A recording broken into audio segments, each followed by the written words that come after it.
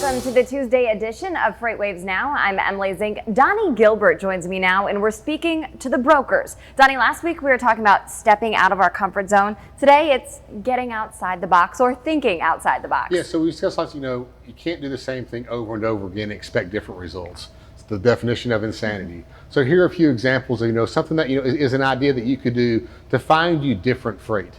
I've brought you today a chart that compares the spot market for rail from the lane Los Angeles to Dallas, Texas, versus the spot market rates on OTR trucks from Los Angeles to Dallas, Texas. So this is green is intermodal. Yes, and blue is your truck. Okay. So you see right here at the first few days of August, your rail rates were increasing and your truck rates have actually gone under your rail rates.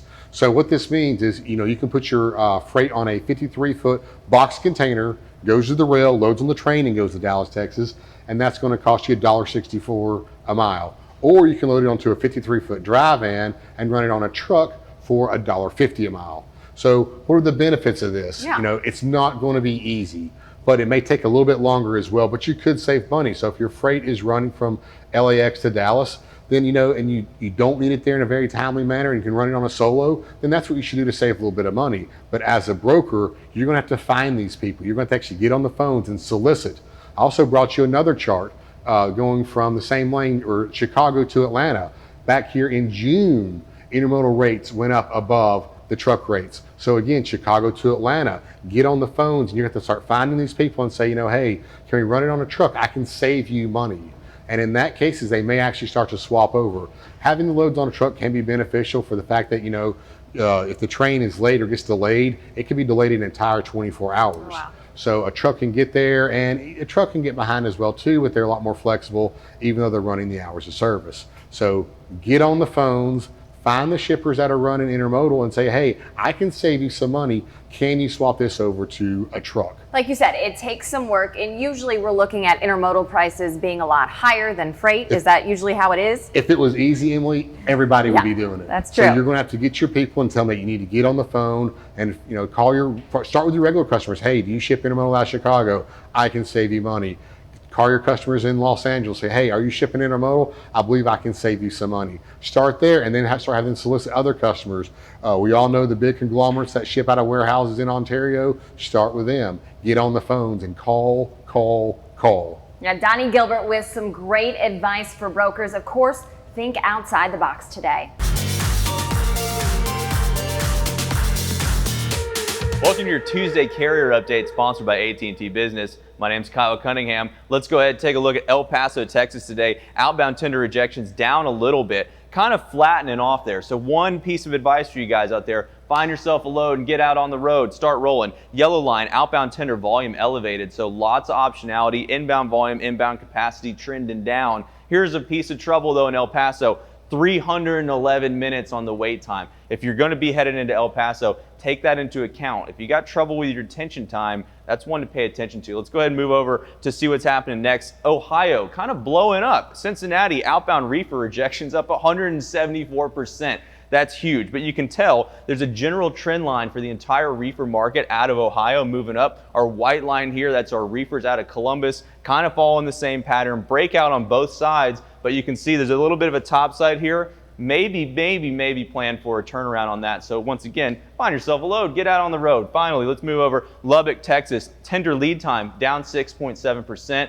As that lead time starts to contract, you're going to see stronger rates to the carriers. That's good news for you guys. Yet again, we're looking at a 5.63% on the outbound rejections. Not the best for the rates, but still showing a little bit of positivity, especially on the van side, making moves to the upside. As always, stay tuned to FreightWaves Now for your carrier updates every single day. Improve your fleet's efficiency with AT&T Fleet Complete, a 4G solution for tracking vehicles and simplifying ELD compliance. AT&T Fleet Complete, delivering fleet solutions for every business. Economist Anthony Smith is here to talk Producer Price Index. Anthony, what is the PPI? The PPI, the Producer Price Index, is an index that's released by the Bureau of Labor Statistics, or the BLS. And the thing about the PPI is that it really gives you a measure of inflationary pressures in the overall U.S. economy.